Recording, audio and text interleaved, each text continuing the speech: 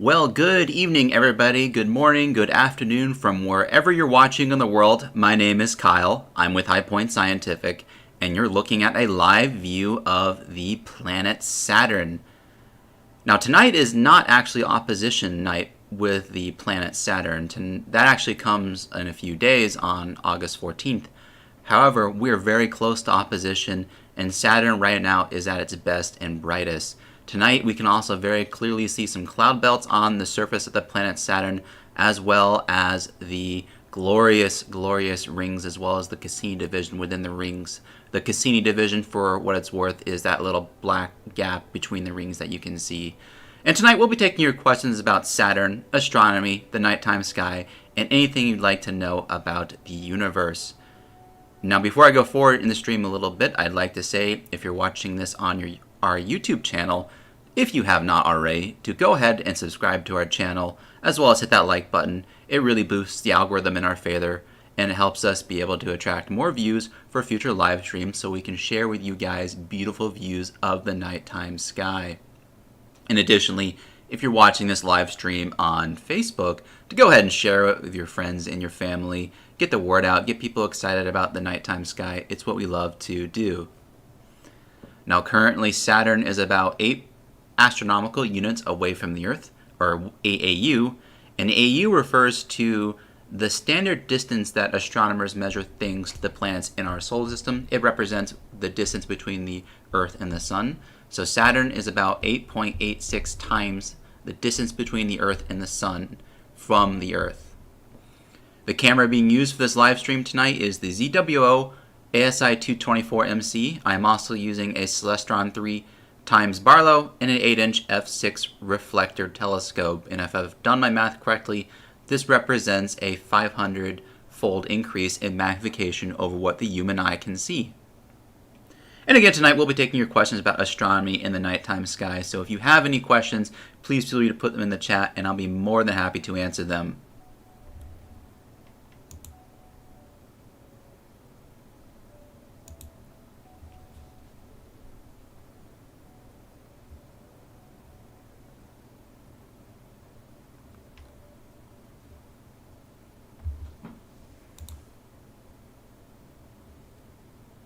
C.Mo on YouTube saying some more zoom is needed. Unfortunately, for an 8-inch scope, I'm really pushing it as it is. And by the way, tonight, when you're watching this view of Saturn, you might occasionally see the view sort of wobble and wiggle, and that is a result of our atmosphere. Astronomers refer to this as seeing. It's basically how stable the atmosphere is. Now, our atmosphere isn't static. It moves, and it's sort of almost like a liquid, looking through a liquid sometimes. You're looking through a lot of gas and a lot of material, and as a result of that, we see the image wobble. Now, this wobble isn't super noticeable with the naked eye, but when you increase the magnification this month, that sort of seeing problems do tend to crop up. However, here in Florida, the seeing happens to be absolutely excellent tonight, although we do have a bit of a transparency problem. We had some daytime thunderstorms earlier today, and that prevented some concern that I was not going to be able to set the live stream in time. However, the weather is clearing right at the right moment. Jerry asking, you say it is about 500 times magnification, but what is that in millimeters? Well, magnification is a unitless figure, but this is a focal length of about 1,200 millimeters. And the camera would, I guess, I don't know what the equivalent focal length, if it were an eyepiece, would be on the camera. I would think a 3 millimeter eyepiece would be something similar to that.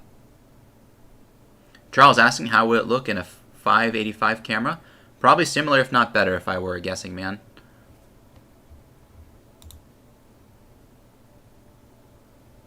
Amber asking, can we see anything by the naked eye? You absolutely can see Saturn with the naked eye. Saturn is one of the few visible planets in the solar system. Those visible planets being Mercury, Venus, Mars, Jupiter, and Saturn. And if you have a keen eye, you can also spot Uranus in the nighttime sky, although Neptune will be next to impossible.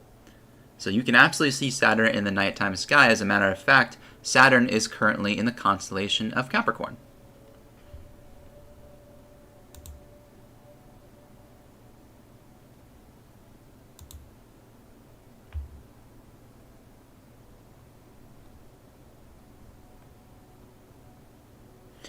Pete asking, can I use my binoculars to see this? That is a great question, Pete. You absolutely can use a pair of binoculars to see Saturn. Although the view won't look quite as good as what you can see here, you can even make out the little lobes representing the rings. It is interesting to note that modern binoculars are actually significantly higher quality than anything Galileo had access to, and he was able to spot the rings of Saturn.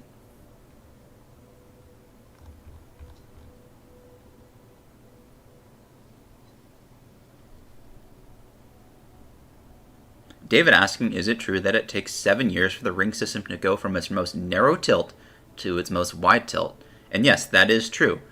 So if you look at Saturn over time, you will see that the rings will appear to change their orientation with respect to Earth. And that makes sense because as Saturn goes around the sun, it presents a different tilt each year to the Earth. And as a result of that, we see the ring planes sort of begin to shift relative to us. So in a few years, in 2025, the rings will actually appear to completely disappear from the vantage point of the Earth. And then the next year, the rings will again reappear. Dennis asking, would an ADC make much difference under the seeing conditions? To be perfectly honest, I don't think I need an ADC because the seeing here in Florida in the summer is truly excellent. It is fantastic, and I don't think an ADC would help that much. But if you lived in the north or an area where the jet stream was more poorly located over you, you would definitely benefit from an ADC.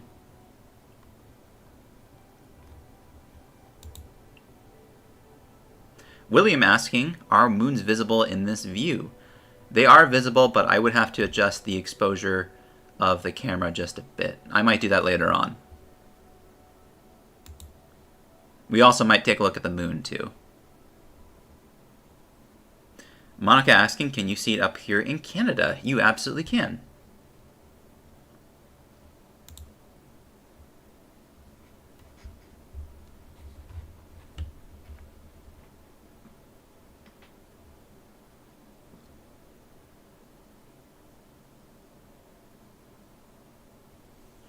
We have a question from Sriracha Sauce on our YouTube channel. And they're asking, I'm just getting into astronomy. What would be a good telescope to start off with?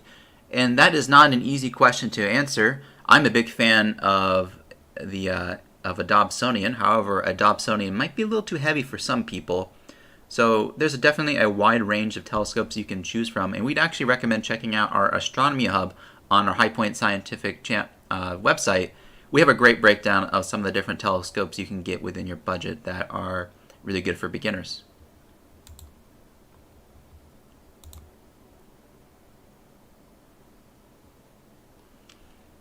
Really quickly in the chat, comment what your favorite planet is. My favorite planet is definitely Mars, although Saturn is by far one of the most beautiful planets. You can see Mars, and just seeing all the possibilities it represents is just so cool to see. So, and again, in the chat, let us know, what is your favorite planet in the solar system?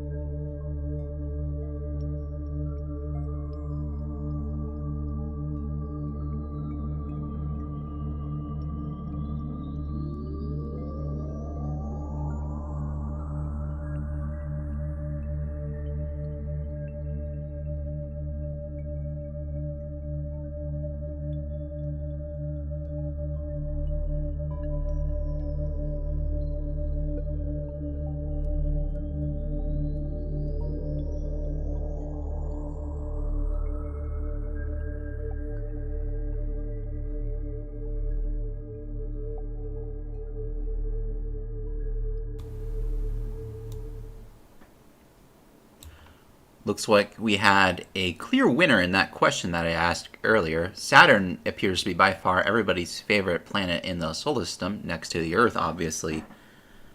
I actually remember the first time I saw Saturn through my telescope is when I was 11 years old or so. This is back in like 2005 or so. I had my very first little refractor telescope. It was an old Meade refractor. It was like a 50 millimeter refractor or something like that. And it had a go-to system, but I was just too young to figure out how to use it at the time. So I would just point around in random stars, and then one star I just pointed at, and I noticed it had rings, and obviously that was Saturn, and that experience really was what really inspired me to get a telescope and get into amateur astronomy.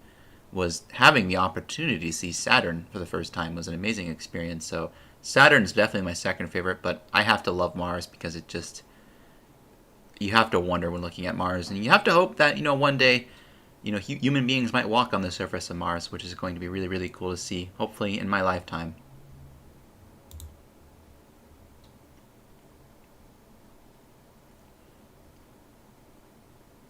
Got a question on YouTube, and they're asking, will you stack some of the data for a nice still image? I absolutely will. I'll probably try to get around 20,000 frames or so and stack that together after the live stream is over to share that with us on social media.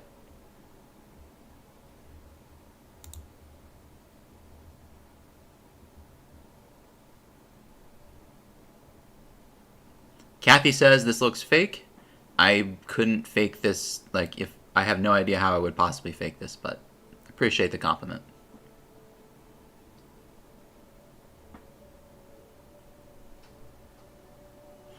Really quickly, if you live in Florida, there will be a Falcon 9 rocket launch in about 1 minute. So go outside and take a look at the Falcon 9 launch, and you'll also be able to see Saturn rising in the east as well. So any Floridians out there, go outside and take a peek at the SpaceX launch.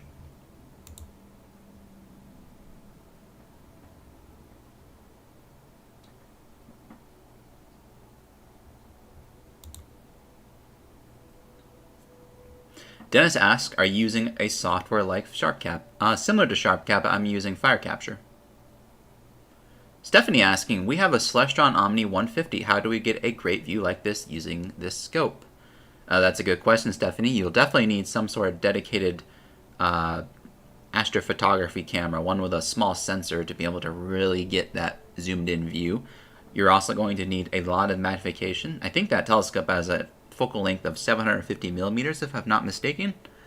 I might be thinking of a different telescope though, but definitely that a Barlow lens will help increase the magnification. So lots of options there.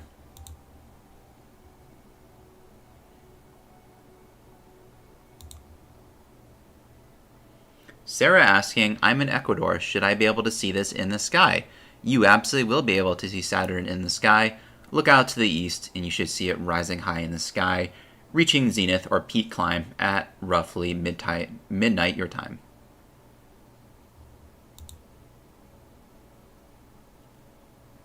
And again, keep the questions coming, guys. It's so great to be able to answer all of your questions about, the universe.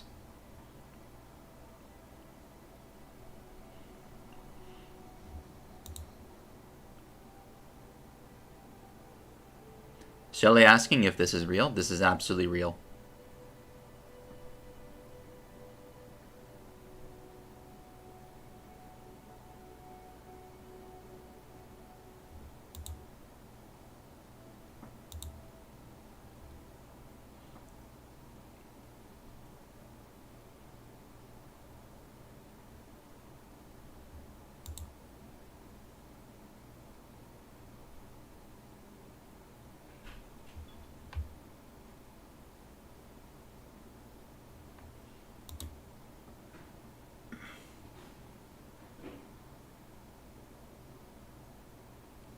Stephanie asking, what color filter should I use to look at Saturn? And I personally find my best views are with no filter whatsoever.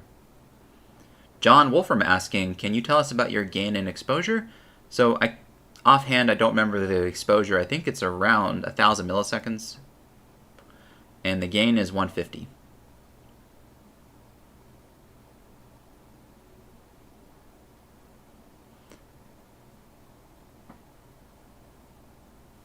Daniel asking, what filters can be used to bring out the details in the rings and Saturn's bands? Also, I can't photograph both the moons and Saturn. Would a filter help? There are certainly filters you can use. I actually don't offhand know what filter I would recommend to be able to improve your images of Saturn. I personally just use a UV IR cut filter, and even that's not necessary with my Newtonian. Truthfully, I don't use filters for any planetary. This is completely unfiltered.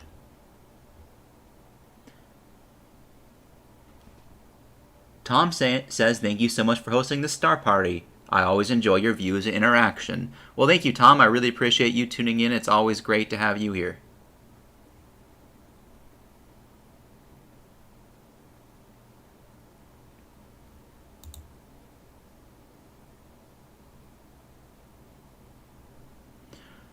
R. Fortner says 1,000 milliseconds is 1 second. That frame rate is higher than 1 second. Yeah, it is. I'll be honest, I don't know the exposure offhand. I'm sure if I looked real quick I could, but then that would also take away the view.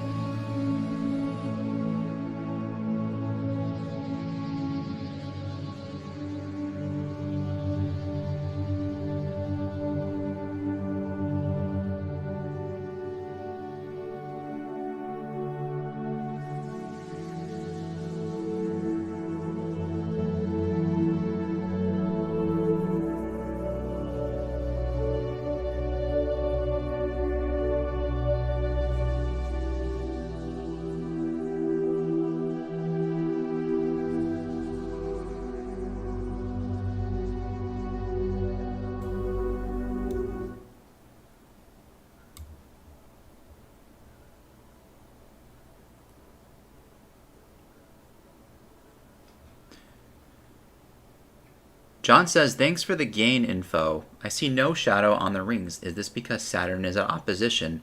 And will a shadow appear on the rings later this fall? John, that's a good question. Saturn is not quite at opposition. When you think about it, the rings, Saturn's shadow wouldn't be visible because Saturn's shadow at opposition would be exactly 180 degrees away from us, so its shadow would be blocked by the disk of the planet itself. So, and will a shadow on the rings appear later this fall? And I think they would, yes.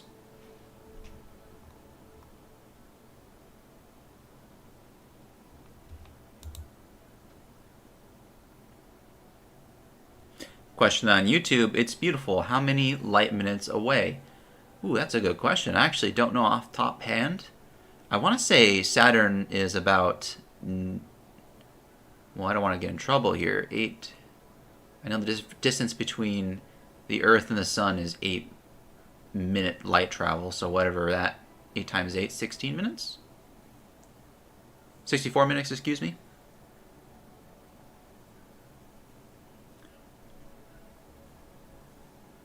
Yeah, 60 light minutes, so about an hour.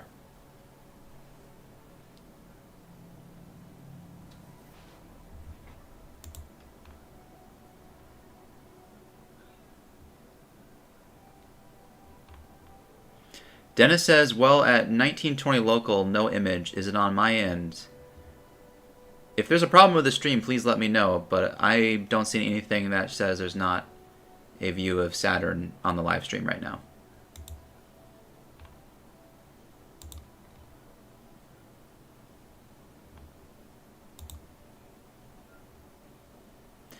Gail says, if I go outside, the moon is really bright. I'm in northern Wisconsin by Lake Superior, not sure what to look for Saturn in the sky. I'm new to this. Thank you in advance. Well, Saturn is by and far not the brightest planet in the nighttime sky. It's really hard to visualize it, but right now Saturn, well, we don't have to visualize it. What we can do is turn to Stellarium really quick. So let me see if I can pull up Stellarium. And that should just require a quick change of scene.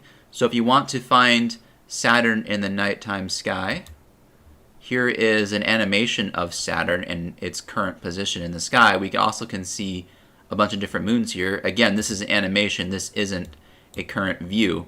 But if I zoom out here,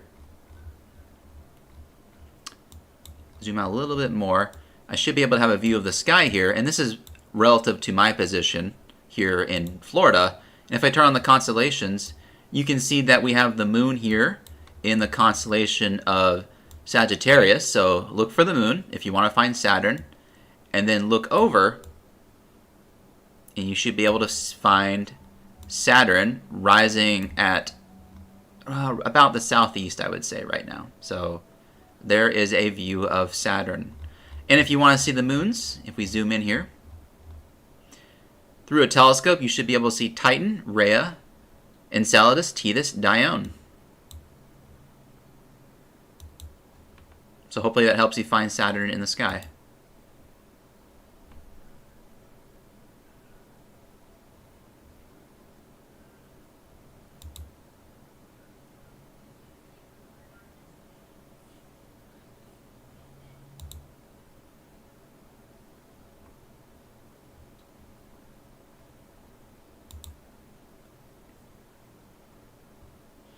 We have Deep Sky Dan checking in from Japan. Good to see you. Which reminds me, one thing I love to do during these live streams is I love to see where this large, diverse international audience is. So please comment in the chat where you're watching the stream from tonight. I will tell you this telescope again is set up just outside of Tampa, Florida, but I always love seeing where everybody's tuning in from. Sam asking what platform is that on and why don't we see the moons on the telescope? To answer the platform question, if you're referring to the mount, it's on an equatorial mount right now. And why don't we see the moons in the telescope? And that's simply just because the exposure is too low to be able to pick up the moons. We have Dean checking in from Kansas, Larkin checking in from Ohio, Richard from Belgrade, Montana, Scott checking in from Atlanta, Bakersfield, California. Good stuff, guys.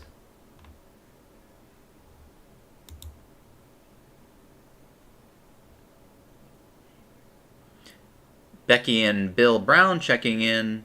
Or they're saying they've been imaging galaxies and nebula for 4 years, but not planets. Watching this now has given me goals. Thanks. Well, I hope you get some good views of the planets soon.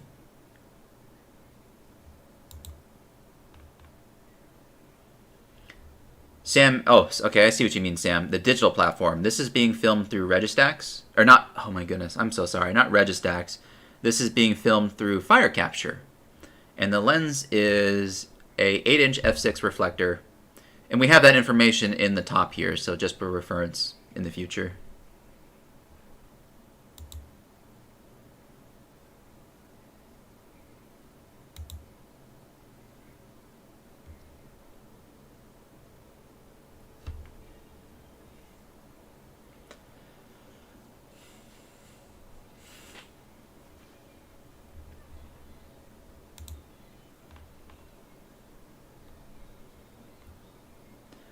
So for those who might just be tuning in late, you're looking at a live view of the planet Saturn.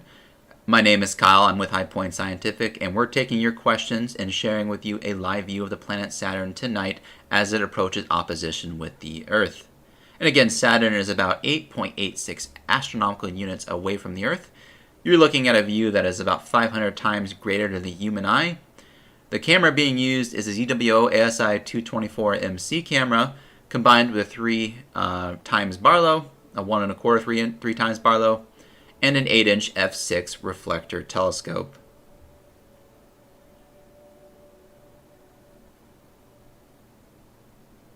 Richard asks, are you recording the video? I am going to be recording a video to stack the frames after the fact.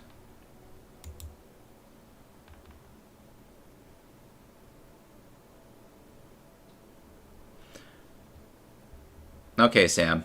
Okay, now I see what you mean. I am using Stellarium Web.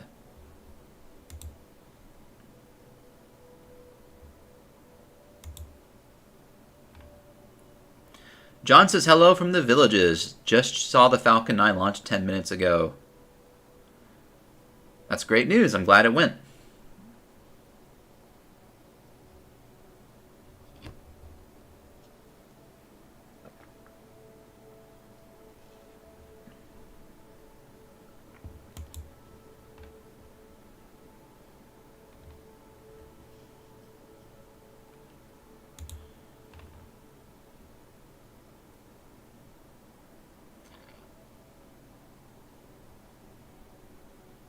Conrad says, it's tough to get images like that in Minnesota. And yeah, it can be, especially in the summer with that jet stream. It can just cause so much chaos with the atmosphere. But fortunately here in Florida, in the summer, the seeing is usually excellent. We have Chuck's Astrophotography in the chat. Thank you for checking in, Chuck. If you guys don't know Chuck, Chuck is an amazing astrophotographer. I love his channel. He provides such amazing content. So great to see you.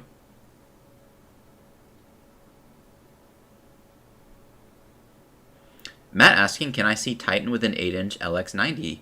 And you absolutely can. As a matter of fact, I've seen Titan with a 90mm Schmidt Cassegrain.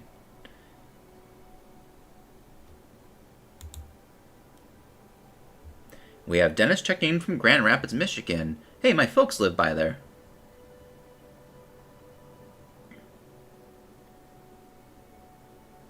Jeff asking, will you be covering the comet in August? If you're referring to comet K2, I believe, if I'm not mistaken.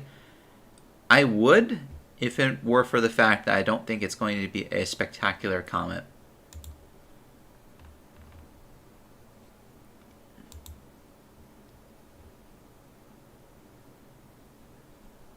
Anthony asking, hello from Los Angeles, still very sunny here. Where are you getting this image from? Again, this is coming from Florida.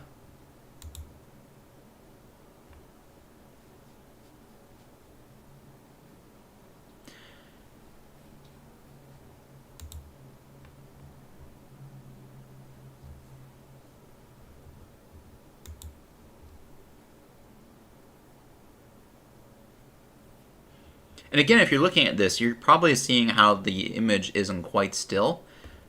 Although the seeing is really good tonight, it is not 100% perfect. I don't think it's ever possible to be 100% perfect anywhere. But what you're seeing is the atmosphere sort of turning and twisting as it moves in front of Saturn, which distorts the image. Additionally, you're also probably noticing how the Saturn is drifting in and out of the field of view. That is due to periodic error on the part of my telescope mount. I'm using a EQ6 mount, and unfortunately, it's a very minimal drift, but it does, especially at this magnification, it does cause Saturn to drift around just a hair. Lewis asking where in Florida. I am not far away from Lakeland.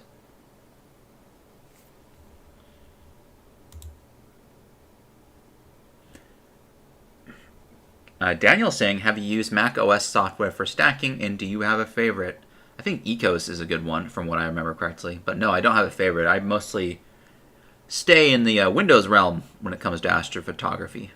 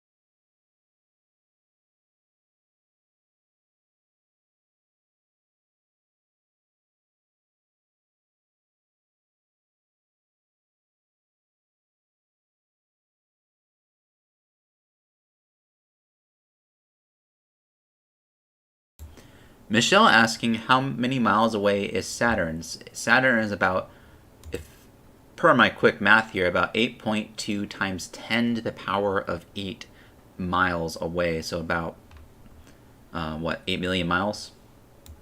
It's a pretty substantial difference. Karen says you lost audio. That was just because I didn't want to hear you, the sound of my keyboard while I Google 8.86 AUs to miles. Deep Sky Dan asking, Kyle, any plans for a live Jupiter view? I absolutely am planning on a live view of Jupiter here in a few weeks when it approaches opposition.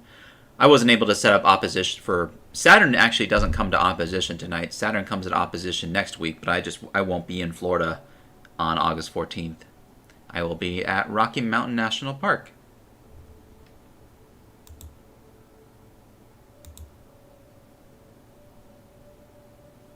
John M. says, hi, Kyle. Thanks for the show. Watching from the middle of South Dakota. Thank you for checking in, John.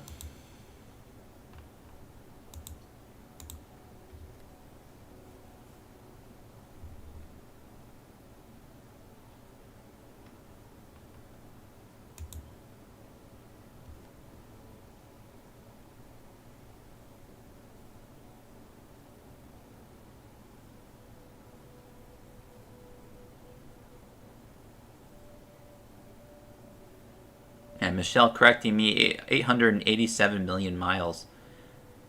I was only off by a factor of 10, or 100 actually. What's a factor of 100 between friends anyways?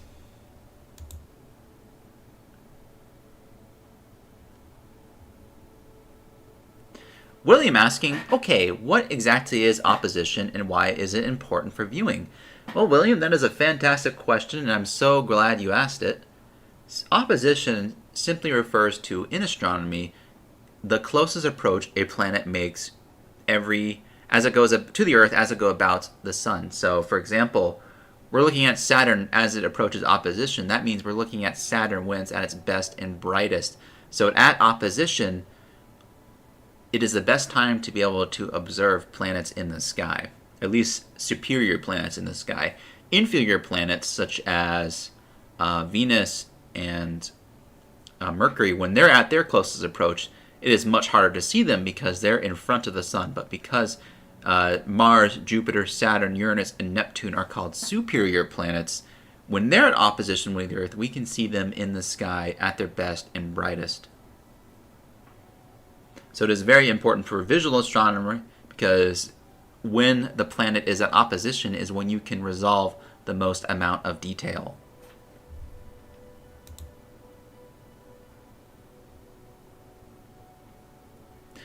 Catherine asking, given the right circumstances, dark skies, no light pollution, would a Celestron Next Star Eta C provide comparable views of Saturn and the rings?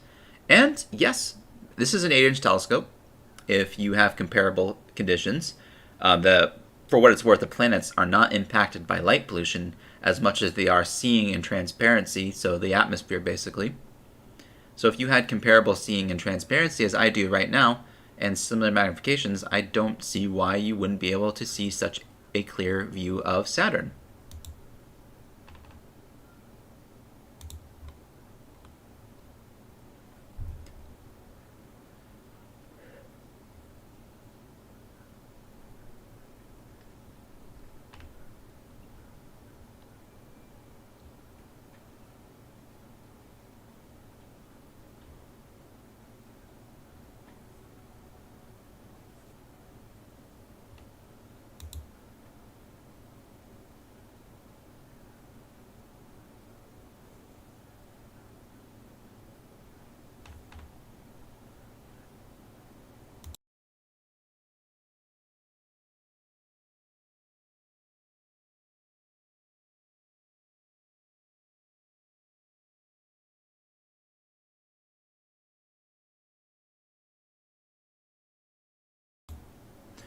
Rocky Mountain Astro, aka our very own Tegan, says, I want to hear about the Cassini division if you haven't already discussed that yet. That's the best part of Saturn.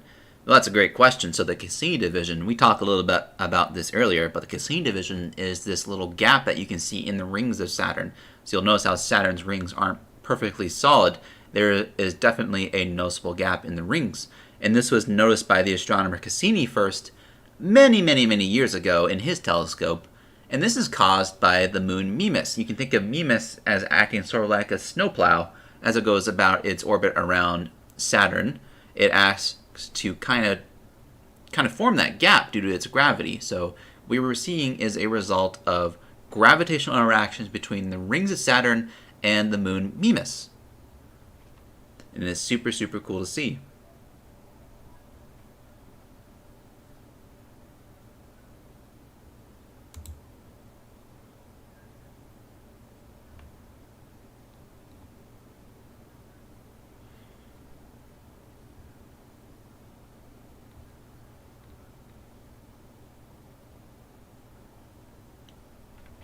Yes, John, any images taken tonight will be posted on the High Point Scientific channel after the fact.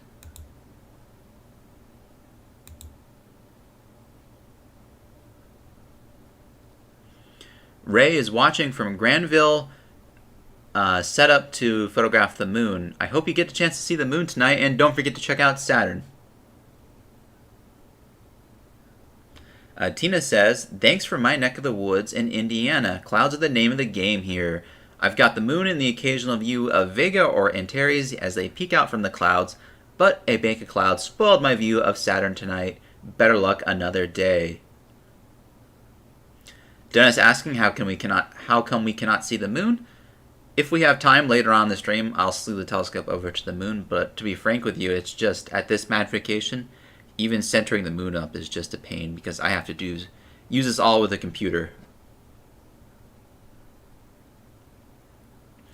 Diana asking, curious, where's the North Pole of Venus? Is it on our left? Is Venus really tilted, or is our position on Earth make it look that way? Excuse me. Venus, if you were looking at Venus through a telescope, depending on what telescope you're using, Venus's North Pole should appear on the top. Venus's tilt is not that great.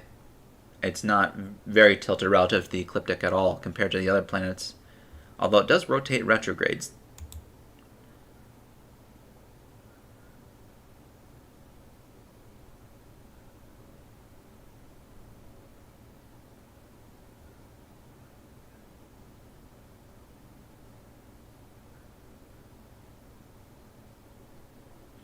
Max says as Saturn gets higher in the sky, the image should get sharper. When I began the stream, Saturn was already pretty high in the sky. It was about 45 degrees or so, so I don't see the view improving that much. But it might a little bit.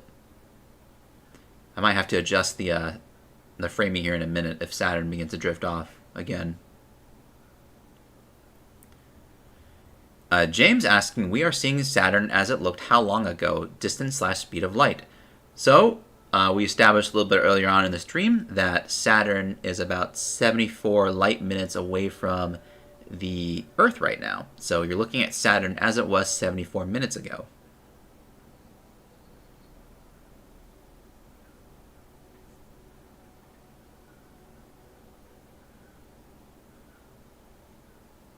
Which is really cool when you think about it, because when you think about the speed of light and the concept of the speed of light, it is so fascinating to me because, as you all know, light travels fast, but it doesn't travel infinitely fast. It takes time to travel between point A and point B. Because of that, we see Saturn not as it is, but as it was. Now, this difference between what we see and the light travel time increases as we look out further into the cosmos. So we look out to Alpha Centauri. That star is our closest star, but it's still so far away from us that we're looking back in time 4 years ago in the past. That increases more and more as you look out into space. And you look at the star Vega, about 25 light years away from the Earth. And then you look out to the Andromeda Galaxy going way out. You're looking back in time 2.8 million years. So that is always super cool. Birdman Cat Daddy asking, are you using a manual or electronic focuser? I am using a manual focuser. A 2-inch Crayford specifically.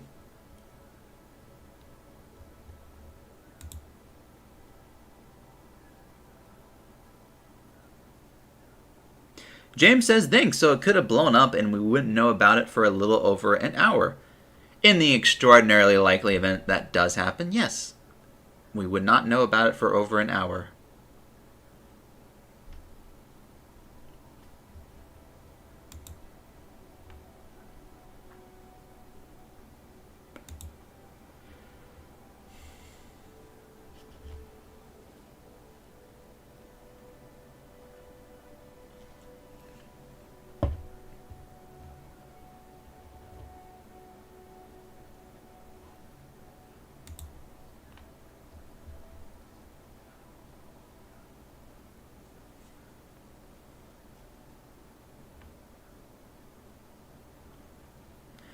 Ricky Castillo asking a great question. What's your opinion on the pictures from the James Webb Space Telescope? I love them. Well, those pictures were absolutely beautiful. If you guys haven't seen them yet, they're fantastic. We did a little bit of a segment on our YouTube channel where we talk about the James Webb Space Telescope, but those images, especially of the Carina Nebula, oh my goodness, those were absolutely stunning. Like, they were the most spectacular space photos I've ever seen. They were absolutely worth the 6-month wait while we waited for the James Webb Space Telescope to effectively get commissioned, collimating those mirror segments and getting everything ready to go. It was absolutely fantastic to see them. I actually read recently that James Webb finally took a look at the TRAPPIST-1 system, which is a cluster, I think, of 7 planets or so that transit its parent star, and we might be able to get a look at those planets' atmosphere. Now, if we start seeing things like, for example, on an Earth-like planet, we see signs of an atmosphere and we see signs of an oxygen-rich and nitrogen-rich atmosphere, that's going to be really cool. But if we see things like methane in the atmosphere of those planets, that's a potential biosignature, because that's not something that naturally occurs in an oxygen, nitrogen-rich environment. So that could be signs of something producing methane on the surface of said extrasolar planet. To give you an idea of some of the incredible discoveries that I think the James Webb Space Telescope will make, I really do think this will be how we find our first real evidence of life outside of the solar system. So fingers crossed for that information coming our way hopefully soon. I fully expect everything with James Webb Space Telescope to be absolutely mind-blowing. Although I am a little bit concerned about the potential for micrometeorite strikes. The James Webb Space Telescope's already been hit by one micrometeorite, so the possibility of that continuing to a greater degree than was expected does give pause for concern.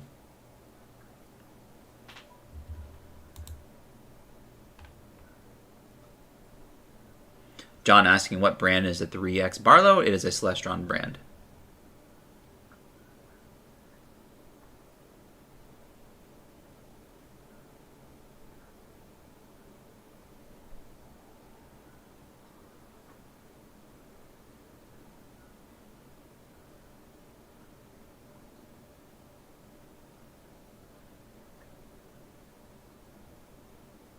Question in the YouTube channel says, so why look at the past? You can't change the past anyways.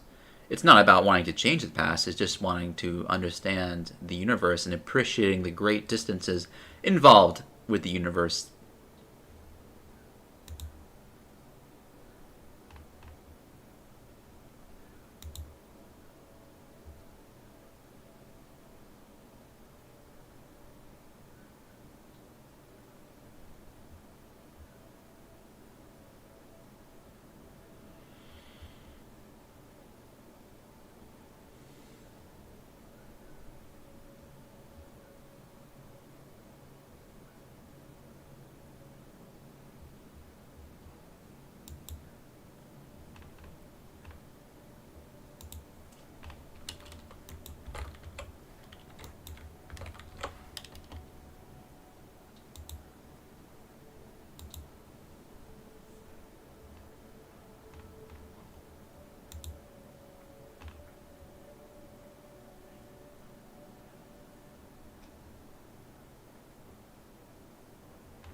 Hey guys, I'm going to step away for just a moment to refill my water bottle, but I will leave you with some relaxing space tunes.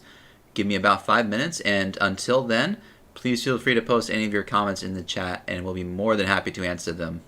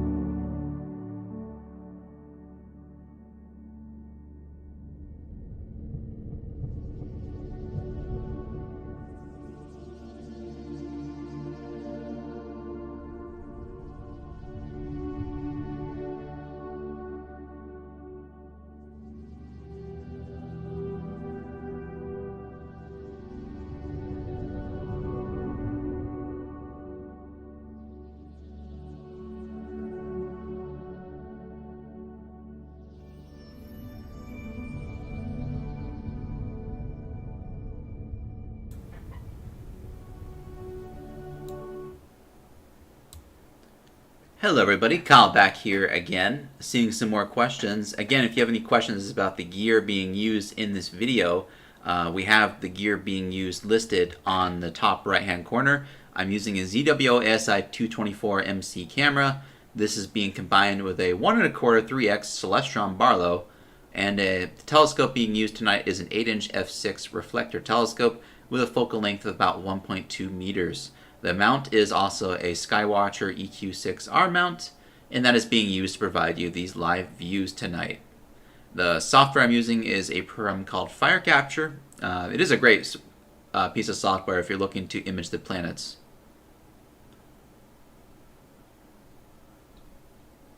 Deegan Boy asking, really clear image. I shrunk it down the video. It was about actual size and looks mint. What kind of sky is this from? It is from very humid, very tropical Florida skies.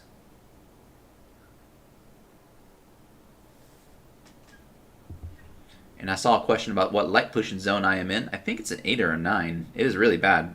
So not exactly spectacular light pollution here, but you can still get a good view of the planets despite light pollution.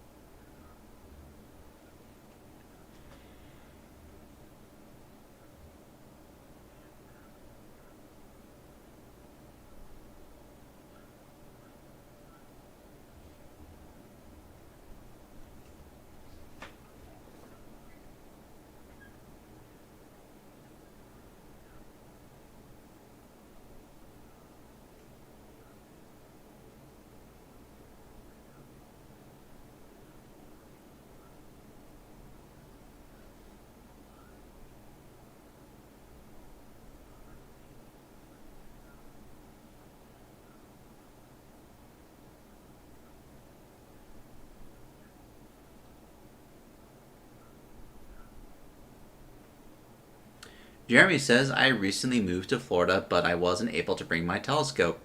Thanks for sharing Saturn where I probably would have seen it. You're very welcome, Jeremy. And again, I hope you get the opportunity to get a new telescope or be able to use a telescope again soon. You know, Florida doesn't have the best weather for astronomy, but when it does, it is really spectacular, I think.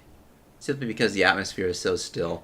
But it doesn't beat, in my opinion, like going out west or going somewhere without light pollution. Getting away from Florida is even better, obviously, too.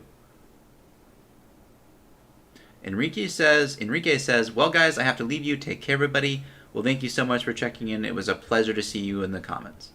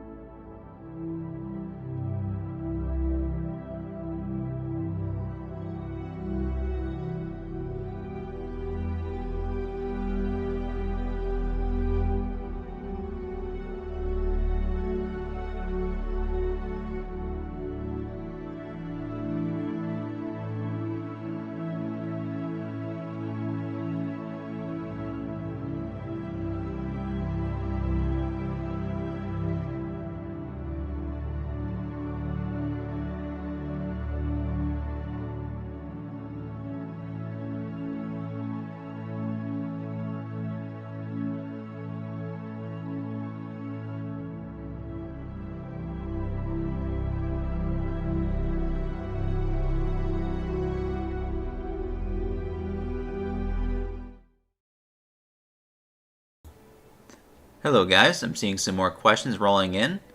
Let's see. Have you ever had good enough seeing to be able to see the spokes in the rings? I have never actually seen the spokes in the rings. I actually don't know of anybody who has. I know that Voyager was able to see them, but I've never actually seen them before. Got another question saying, is this just the video from the camera or stacked and displayed continuously? This is the raw video straight from the camera. Another question from AJ2GD. Is Texas a good state to look at the planets, or should I go out further west? I think Texas is an excellent state to look at the planets from.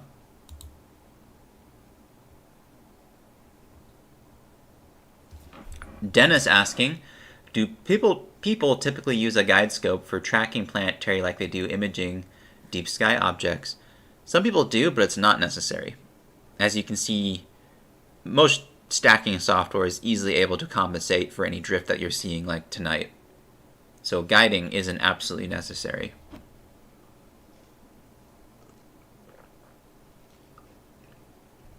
Although I will say my guide scope is, the camera I'm using tonight is 99% of the time usually my guide scope.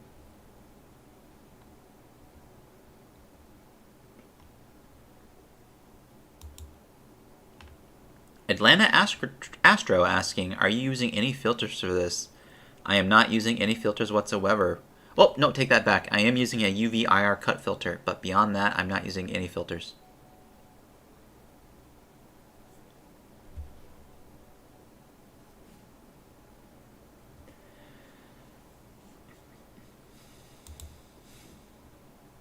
Karen says, thank you so much for live streaming and answering questions. Fantabulous. Well, thank you so much, Karen, for checking in, and it's great to see you here.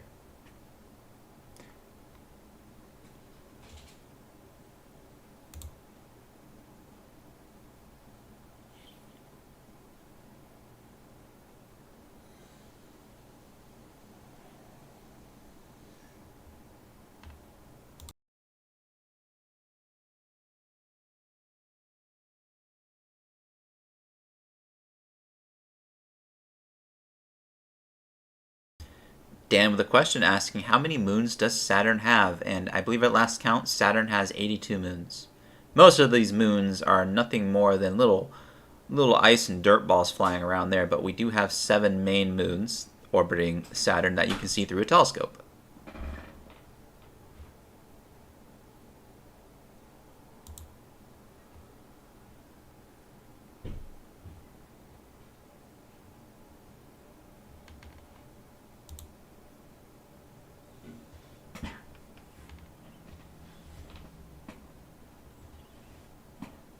Atlanta asking, what Barlow are you using? And I'm again using a Celestron Barlow.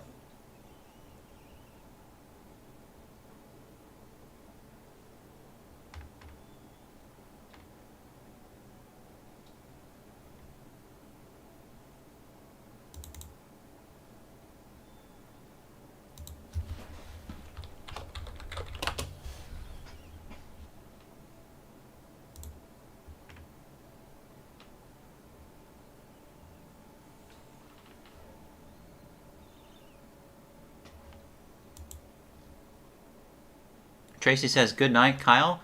Thanks for a great view of Saturn. Well, thank you so much, Tracy, for checking in, and I hope you have a great night. David asks, is it possible to land a craft on gas giants? Unfortunately, no. It is not possible to land a craft on a gas giant because there's nothing really to land on. It's mostly a surface of hydrogen and helium. And because of that, as you descend deeper and deeper into Saturn, for example, the pressures will just get greater and greater as you approach the core that your spacecraft will eventually implode upon itself. So there is no solid surface to a gas giant. As a matter of fact, Saturn has such a low density that it could theoretically float on water if you gave it a big enough water body to float on.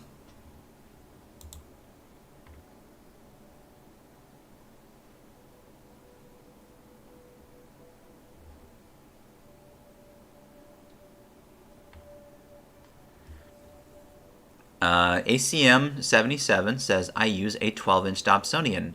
I was able to get good photos of Saturn, Jupiter, and the Ring Nebula with my phone and a special mount. My images are upside down. Do you have to flip your images? Sometimes I do, yes. And it just depends on my preference, though. Sometimes it really doesn't bother me.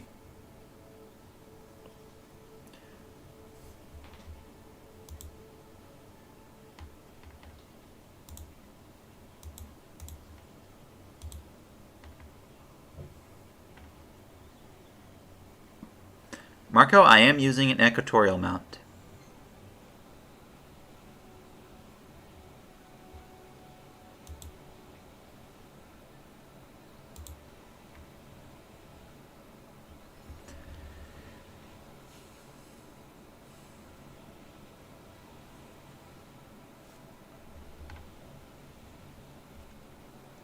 So once again, we've been live for about an hour. You've been looking at live views of the planet Saturn as they are at this very moment, filmed through my telescope and camera.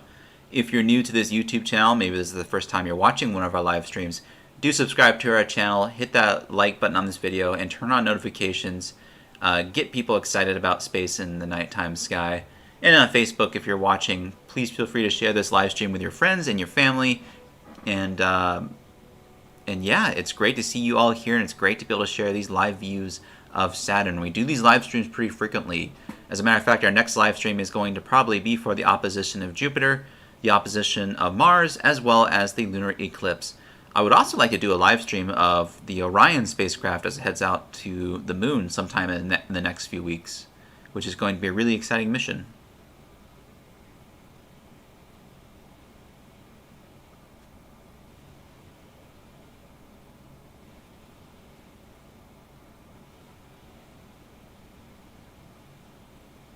Atlanta Astro asking, do you know if that light band in the center is shadow highlights or is that some sort of different band?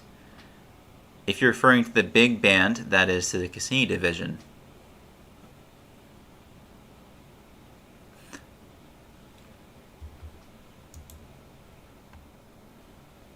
David asking, do we know how the moons were formed?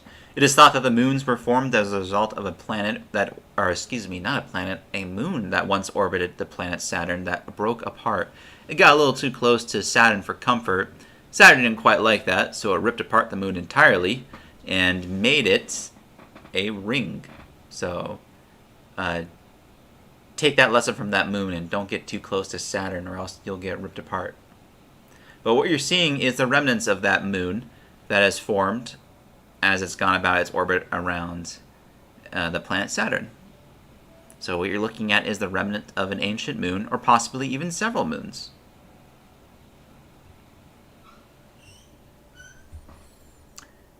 It is thought that many of the planets in the solar system had rings like this at one point. We know that Jupiter has rings, but those rings aren't very visible.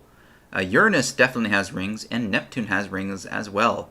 In the future, as Phobos and Deimos begin to drift closer to Mars, gravity will rip apart those moons as well, and Mars will eventually have its own ring system. Additionally, the Earth had a ring system when the moon was being formed.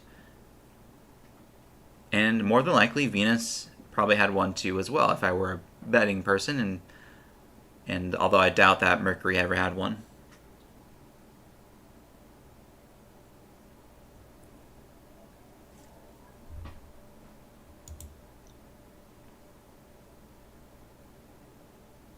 Question about the image scale is I actually don't know what the image scale would be right now. That's a great question. I don't know.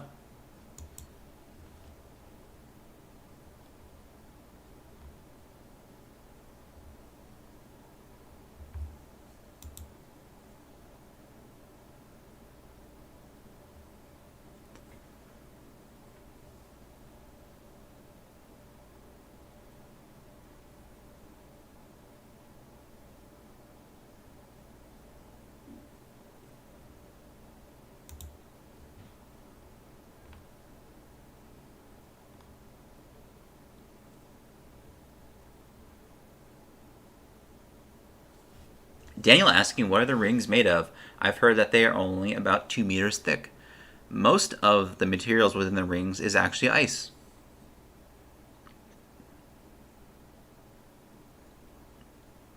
So if you can imagine tiny little ice balls going about the planet Saturn. So ice and dust.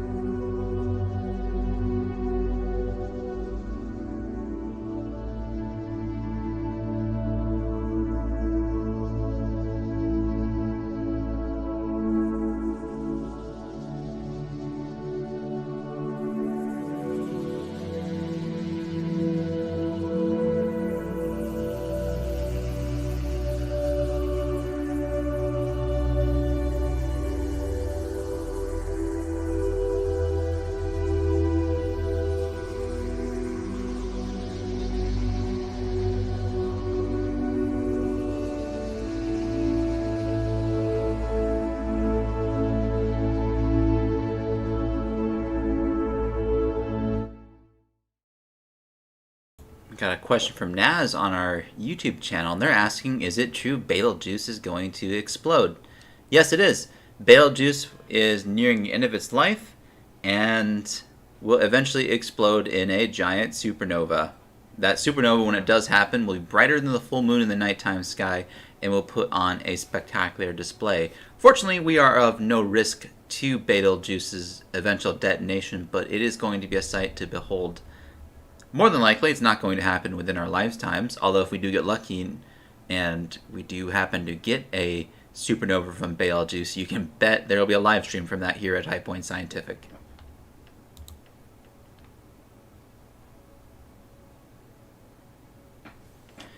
Stephanie asking, not sure I missed this earlier, but why do the other planets not have such rings? Why is Saturn unique?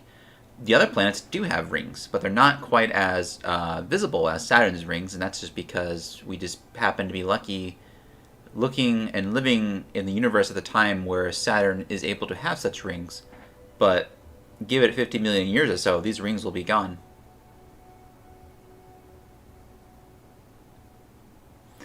Dennis asking, will the orbit of the material that makes up the rings eventually decay, and will there be no more rings? Yes. Like I said, within the next 50 million years or so, the rings will be completely gone, and Saturn will just be left a less interesting world for it.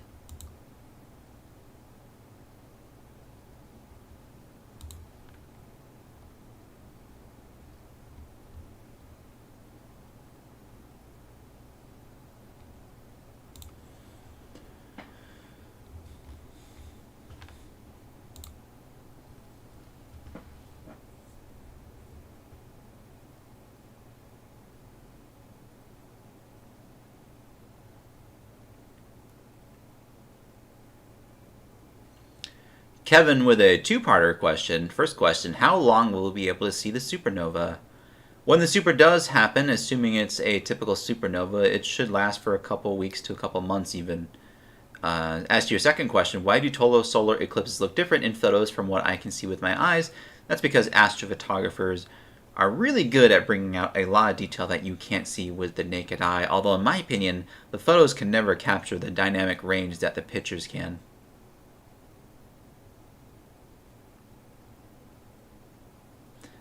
Damien asking, where are you observing from? Excellent atmospheric conditions, and I am observing from Central Florida.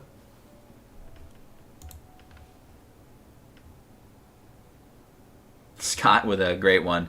Scott says we should set up a GoFundMe to save the rings. I love it. Yes, absolutely.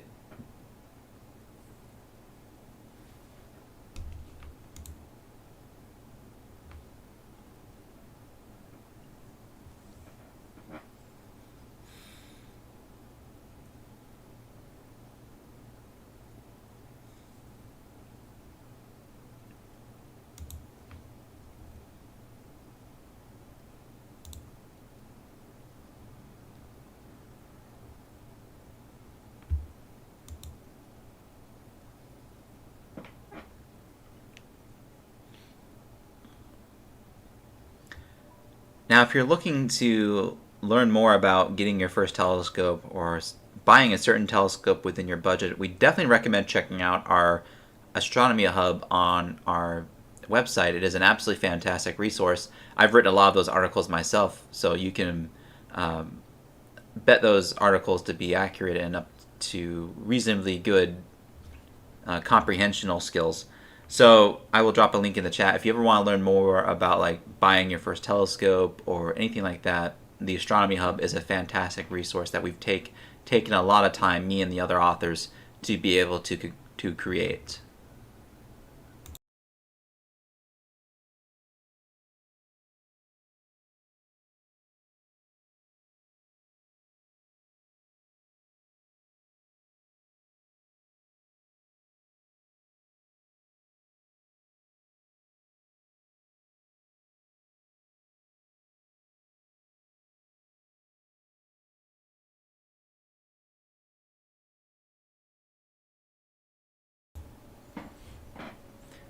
Another question from Naz: you are going to transmit the shower of stars? Are you going to transmit them?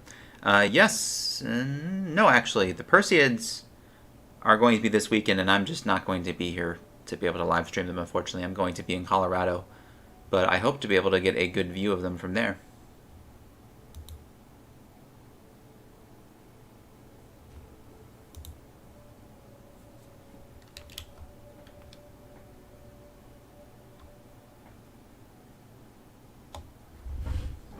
Stephanie asking, will the Earth develop rings? If so, what will be the impact? The Earth will not develop rings unless something abhorrent happens to the Moon that we're not expecting. At least not anytime in the next couple million years.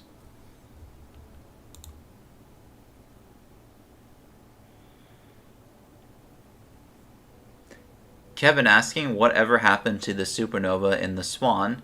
Is it feasible to remove the LPF2 filter from my Canon T3i by myself? Kevin, the master of the two-parter questions.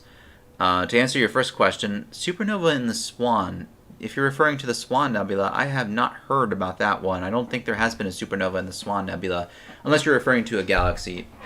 I'm not too familiar with that one, unfortunately. And is it feasible to remove the LPF2 filter from my Canon T3i by myself? So, is it feasible? That's for you to decide, unfortunately. I can't answer that.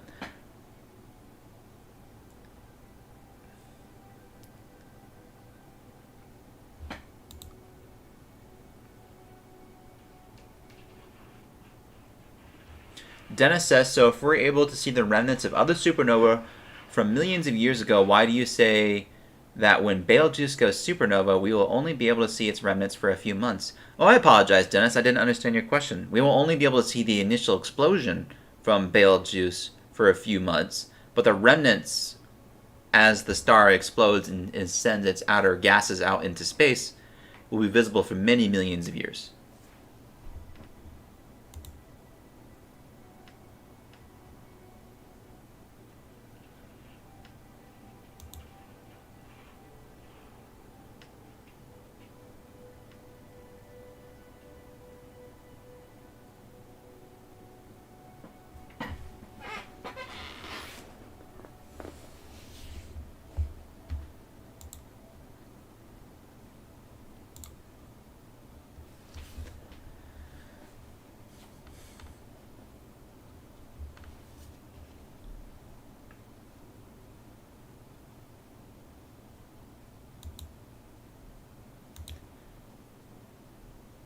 Kevin asking, what are your thoughts on Elon Musk's satellites? These satellites referring to the Starlink satellites.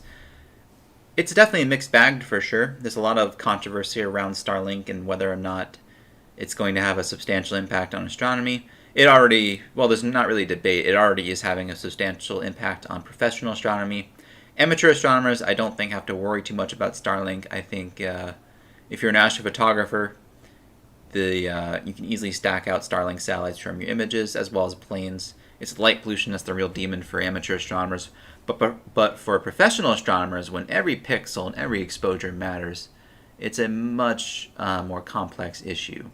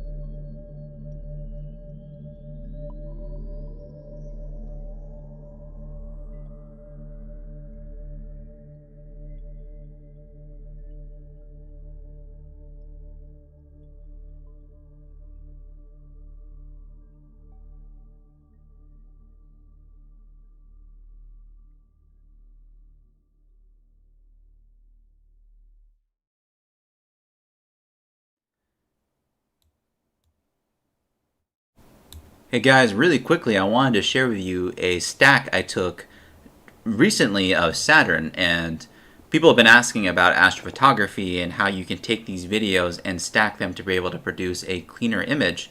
And so what you're looking at here is a stack of about 20,000 frames I took of Saturn 2 or 3 nights ago, and you can clearly see how the detail is much sharper, it's much less noisy, you can clearly see multiple breaks within the rings, and this is the power of stacking. So what stacking does is you take a bunch of frames and you overlay them with one another, and you reduce what's called the SNR, or signal to noise ratio. You basically overwhelm the noise with signal.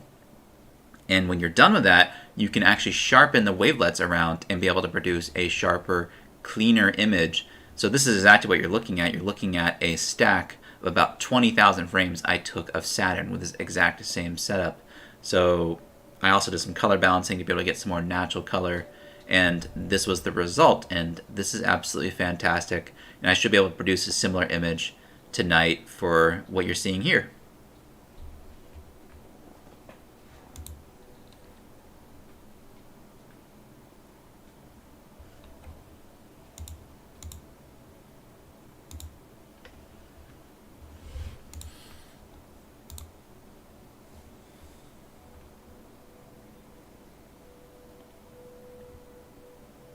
Jerry Nelson asking, what is Starlink? So Starlink is basically SpaceX's plan to be able to provide internet access to basically everywhere in the world, even on a boat in the middle of the Pacific Ocean. And it consists of thousands of satellites in a low Earth orbit, so about 500 miles or so above the surface of the Earth. And those satellites are just buzzing around at 17,500 miles per hour, and they're getting in people's astrophotography photos as well as professional astronomers.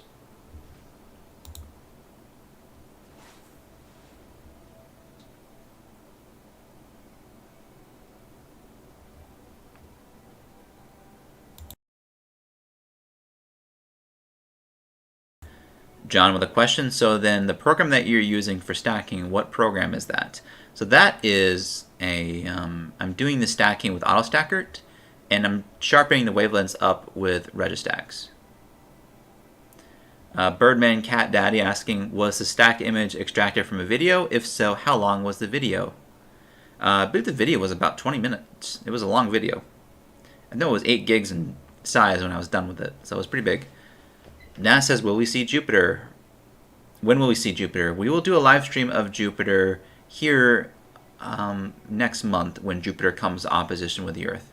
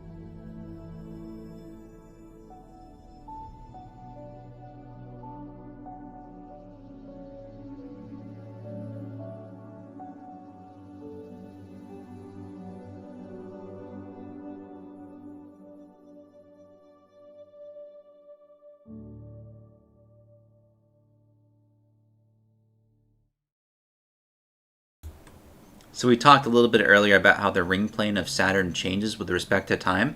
Here is an image I took of Saturn way back in 2018. So this is about, like 4 years ago. You can see how the rings in 2018 were definitely much more tilted towards us, the observers here on Earth. But over time, they have begun to tilt back towards the center of Saturn or its equator. And eventually, the rings will briefly appear to disappear sometime in early 2025. And then they'll traverse back upwards. So that's just really cool to see. It's a fantastic display of celestial mechanics in action. The rings appear to get smaller with respect to time.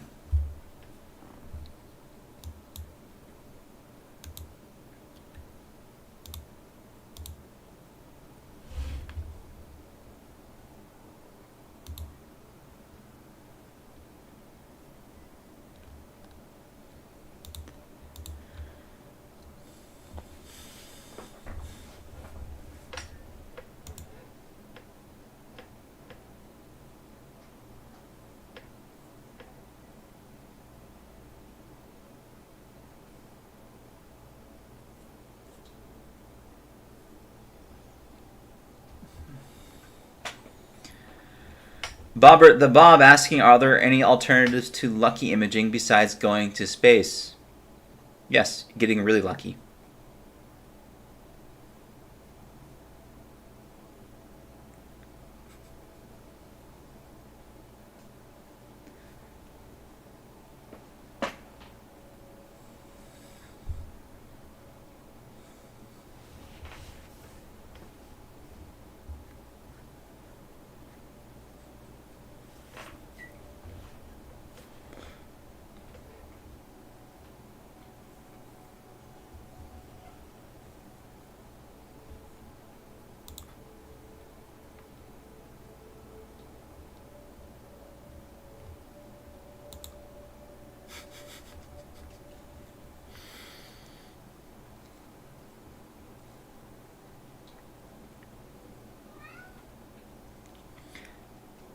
Kevin says, I can't wait to get a star tracker so that I can get images like this. I can't get equipment too big, so I like to stick to light setups. And that's a great thing about a star tracker is that you can keep a small portable setup that's easy to use. I have a Ioptron Skyguider Pro. I absolutely love it. I know the upcoming GTI mount is going to be a really popular one as well. So definitely can't overstate how just convenient star trackers can be. Kevin says, can you ever get an image to be 100% noise free? I don't think you can get an image to be 100% noise free, but you can get it pretty close. Just a simple matter of stacking more and more frames.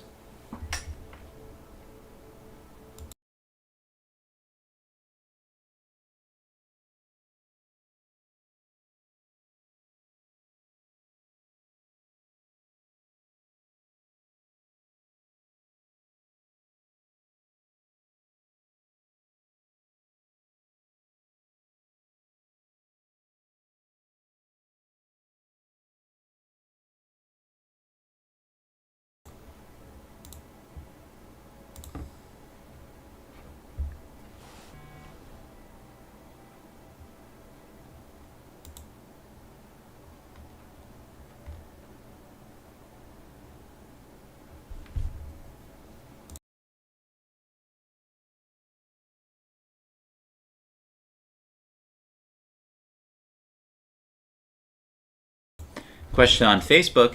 They're asking how long does it take Saturn to revolve around the sun? So 1 year on Saturn is equal to 20